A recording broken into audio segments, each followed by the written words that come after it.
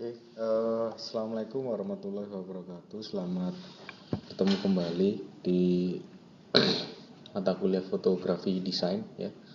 Hari ini saya mau share ya presentasi tentang fotografi desain, pengantar fotografi desain. Nanti garis besarnya seperti apa akan saya jelaskan di slide berikutnya. Oke, kalau kita bilang adalah fotografi sebagai bahasa visual ya, menurut Roland Barthes ya di bukunya Sunardi, fotografi sebagai bahasa visual bahwa foto memberi informasi ya jelas pada foto yang kita buat itu menghasilkan sebuah pesan, sebuah informasi yang ada di dalam foto itu sendiri ya, terkait dengan elemen visual yang ada. Kemudian dia menunjukkan sesuatu, to signify ya. Jadi informasi yang jelas memberikan maksud ataupun tujuan tertentu, menunjukkan ini loh informasinya ada di mana ya. Kemudian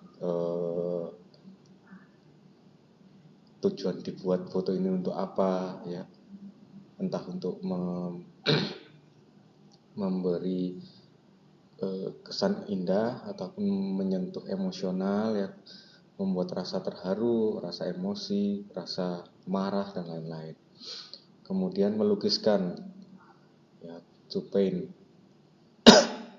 Jadi menggambarkan sesuatu yang menggambarkan situasi tertentu ya, memberikan nuansa tertentu ya, menghadirkan visual yang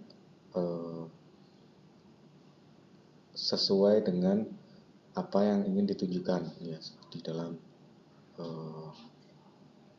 foto tersebut ya. Kemudian to surprise juga dia memberi kejutan, jadi kadang kita tidak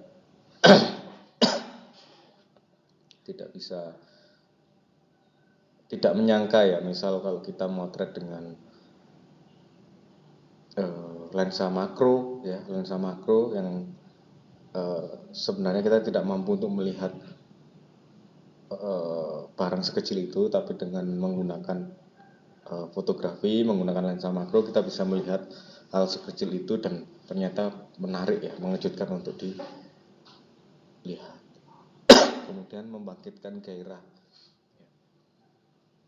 Ini terkait dengan olah rasa ya. Jadi kita kalau lihat di visual yang ada di sebelah kanan itu ya, kita bisa tahu bahwa hanya dengan memainkan selective color ya di backgroundnya, kemudian pada objek seorang ibu dan anak-anak ini berwarna, kemudian ada balon warna biru, itu interpretasi saya atau rasa yang hadir ketika saya melihat foto ini adalah kebahagiaan seorang ibu ketika memiliki anak ya, tidak bisa dibandingkan dengan apapun ya. Jadi meskipun dengan kondisi anak yang tidak mempunyai tangan dan lain-lain, tapi itu merupakan kegembiraan yang disimbolkan dengan warna yang terselektif ya tadi, warna biru dan warna baju dari ibunya. Nah, itu kira-kira seperti itu. Oke. Jadi dia bisa memberi informasi, kemudian memberi petunjuk ya, arah pandang ataupun arah sebuah tujuan. Atau misal kalau kalian lihat di foto di media sosial, kemudian ada satu lokasi, nah jalan arah ke sana kemana, itu bisa menunjukkan sebuah lokasi ya, sebuah informasi. Kemudian melukiskan atau dia bisa menggambarkan sesuatu ya, kemudian mengejutkan yang sebenarnya kita tidak sadari itu terlihat, bisa dihadirkan dalam fotografi. Kemudian ada gairah yang membangkitkan emosi ataupun rasa yang ada di dalam diri kita.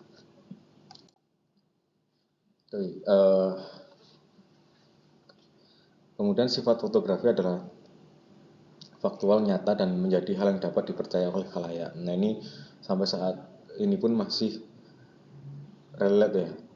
relevan ya.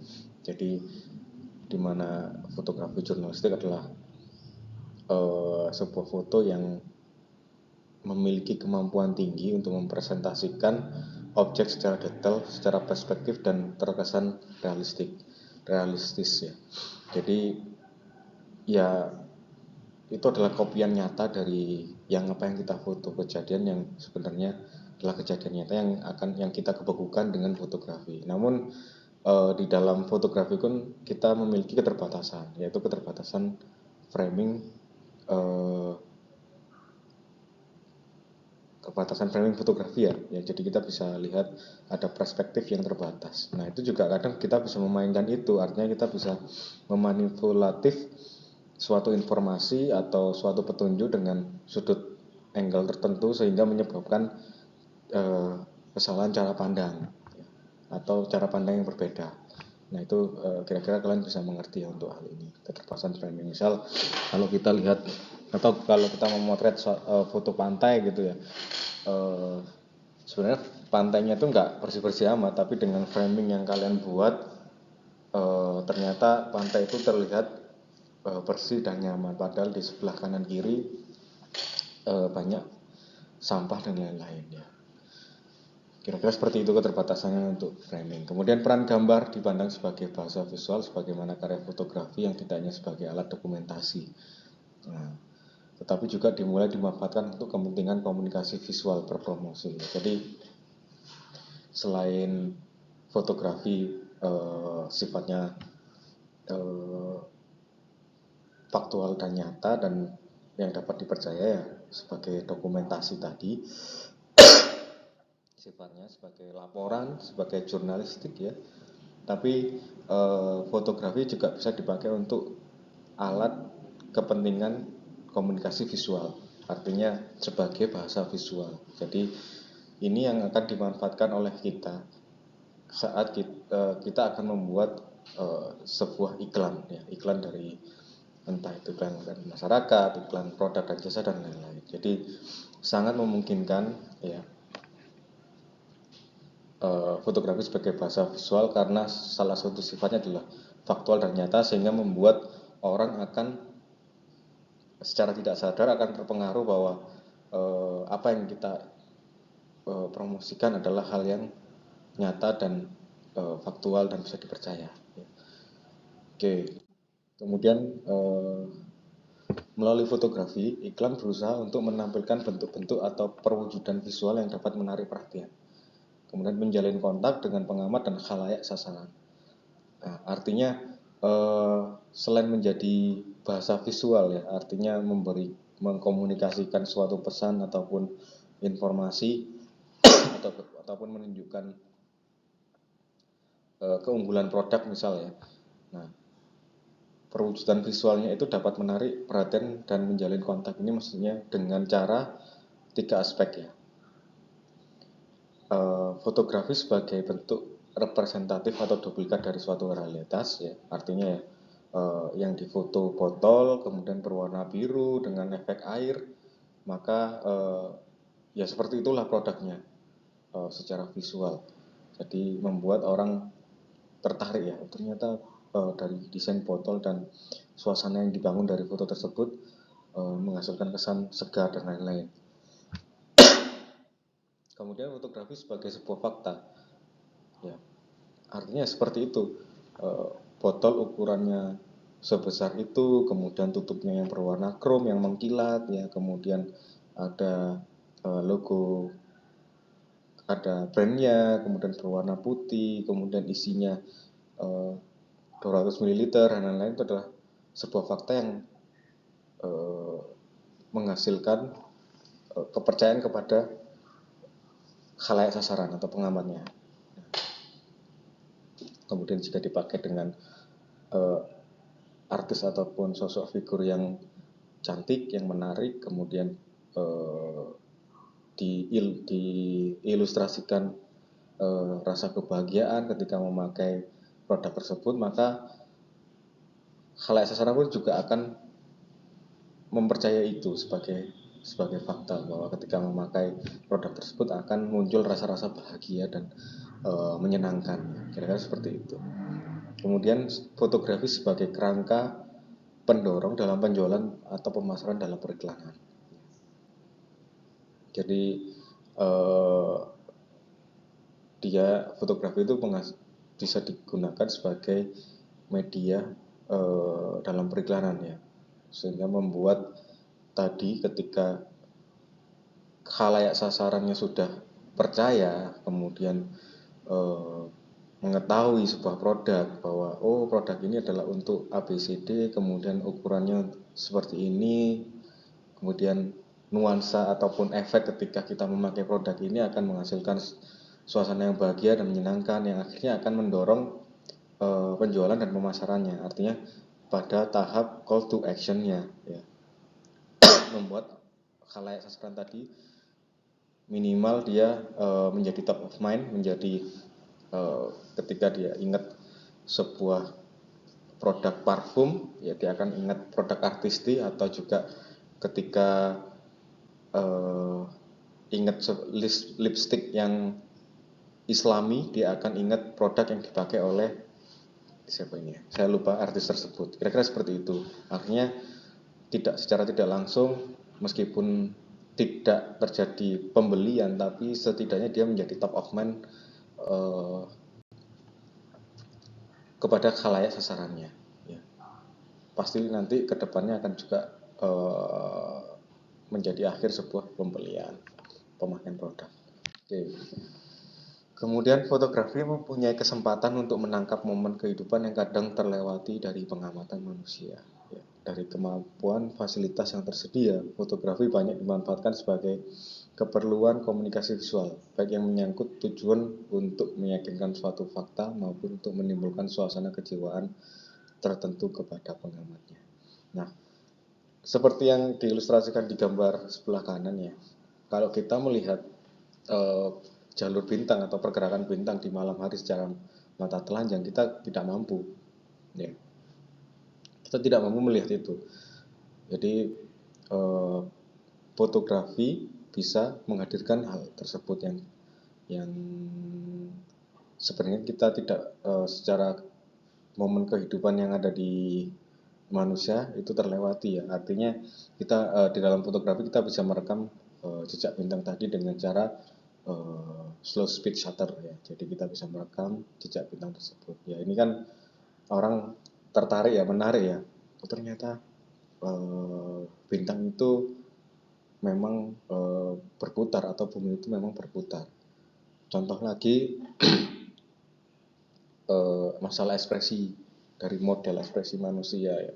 Kadang kalau kita ngomong foto berbicara banyak kata.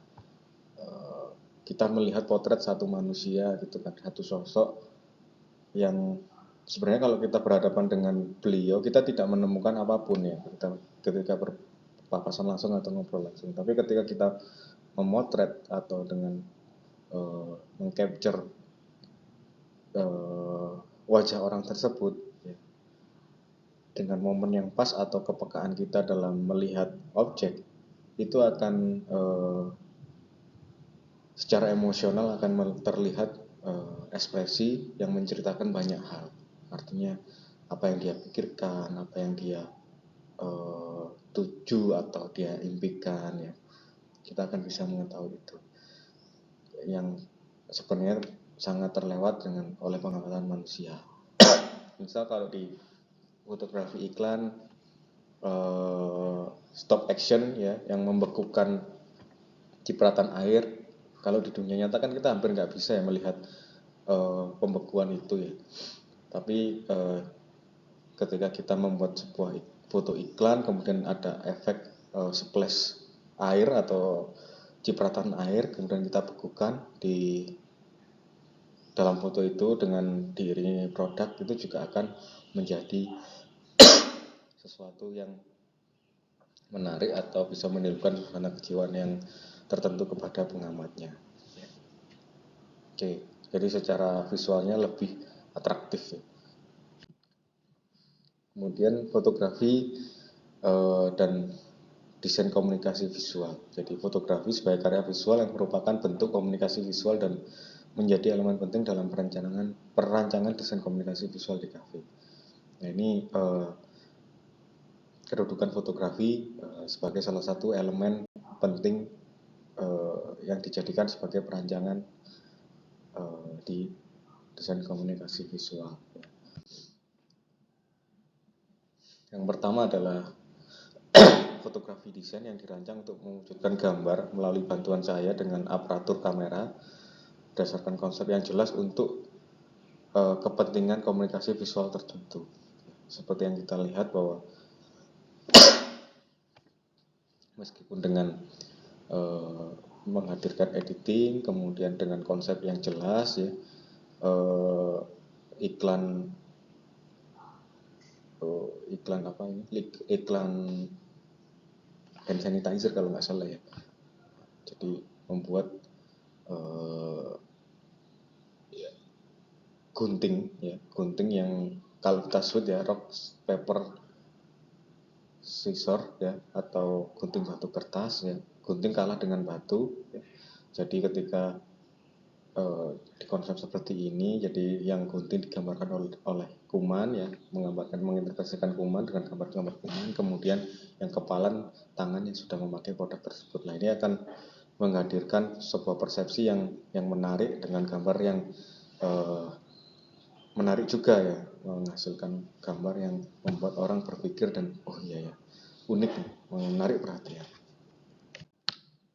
Kemudian menurut Giwanda juga unsur-unsur fotografi yang perlu diperhatikan pada fotografi desain adalah sebuah konteks ya, berhubungan dengan konsep atau tema. Konteksnya apa ya, misal konteksnya adalah minuman alkohol yang berkelas ya.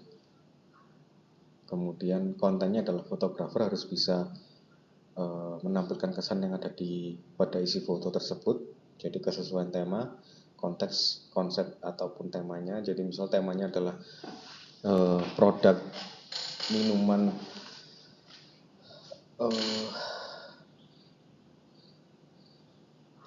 ini ya, minuman alkohol ya, kalau kita bisa lihat di mana konsepnya adalah eksekutif muda ya, bos besar dengan background ataupun nuansa yang mewah. Kemudian kontennya adalah fotografer harus bisa menampilkan kesan dari isi foto tersebut. Artinya kesan mewah tadi harus dibangun seperti apa, misal dengan properti, dengan memakai model yang memiliki aura laki-laki ya, laki-laki yang punya pilihan ya. Kemudian dibarengi dengan baju ataupun wardrobe yang menginterpretasikan kelas-kelas tertentu ya. Jadi kesannya itu apa yang akan ditangkap. Jadi temanya, kalau dari segi tema adalah minuman yang memiliki kelas tertentu ya. Kemudian kesannya adalah kesannya yang dibangun adalah dengan menggunakan berbagai macam properti yang ada. Kemudian komposisi adalah harmonisasi dari propertinya dan juga pencahayaannya ya, yang perlu mendapatkan perhatian pada foto. Sehingga 3 unsur dalam desain ini itu saling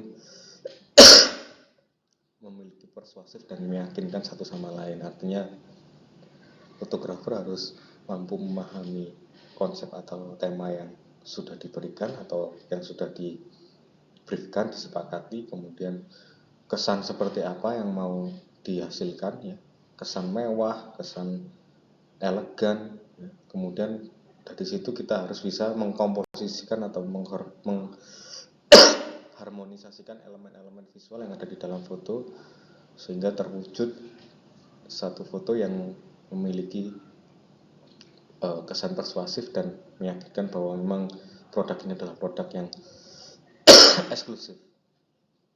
Oke. Kemudian konsep komunikasi visual senantiasa memadukan unsur-unsur seperti kreativitas, estetika, komunikatif, efektif, dan persuasif. Nah, pepatah ada not just taking picture but making picture. Jadi bahwa aktivitas memfoto tidak hanya mengambil foto, melainkan membuat foto. Artinya kita perlu mendirect. Ya, mengambil foto merupakan aktivitas spontan yang dilakukan fotografer. Kalau kita taking picture ya udah kita pencet shutternya, ya udah jadi foto. Tapi membuat foto adalah merupakan aktivitas memotret untuk menciptakan gambar melalui perencanaan yang matang dengan konsep yang jelas. Sehingga setiap karya foto harus melalui proses perencanaan yang runtut, mulai dari proses melahirkan ide, gagasan, hingga siap dieksekusi. Nah, tahap selanjutnya adalah bagaimana caranya, siapa yang melakukan, dan berapa budget yang dibutuhkan. Nah, ini kembali lagi pada nanti tugas yang diberikan ya ada laporan perencanaan. Jadi selalu saya tekankan adalah perencanaan yang matang akan membuat eksekusi foto akan lebih efektif dan efisien, lebih tepat sasaran.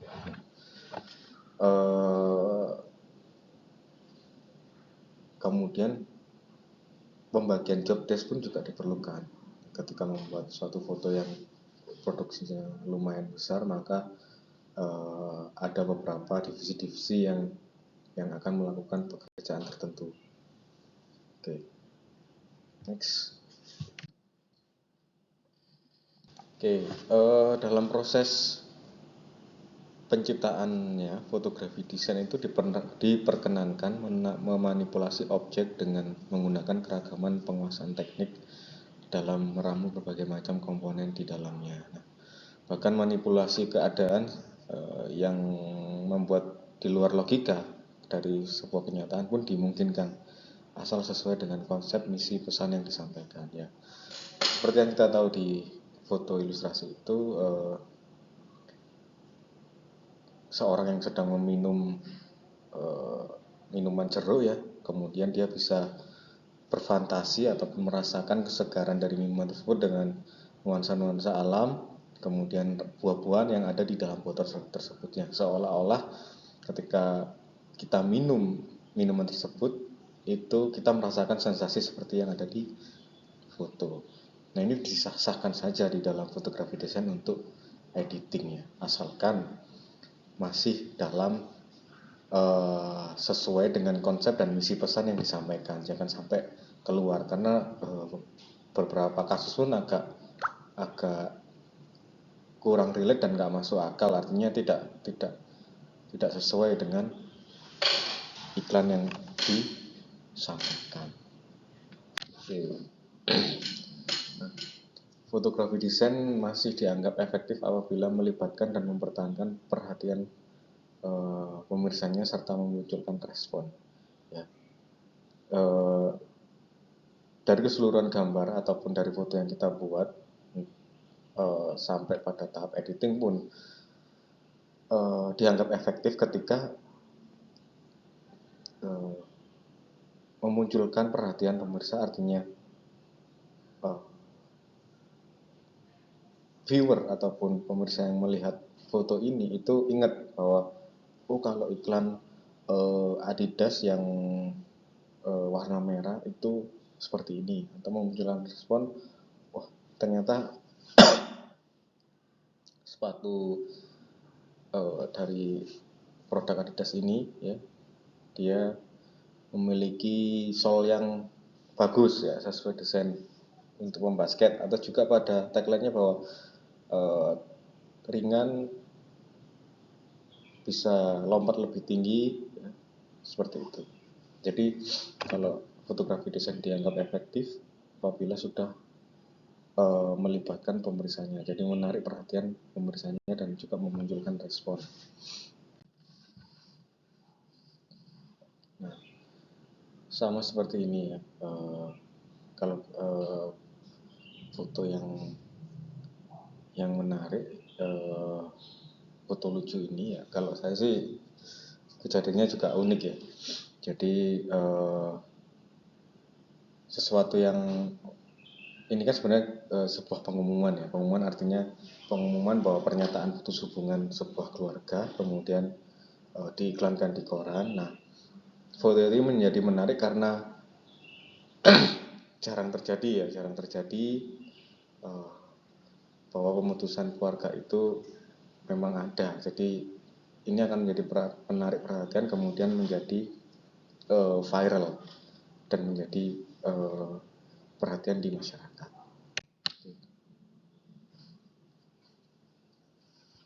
Nah, iklan sabun ini iklan zaman dulu ya, sabun mandi Lux ya.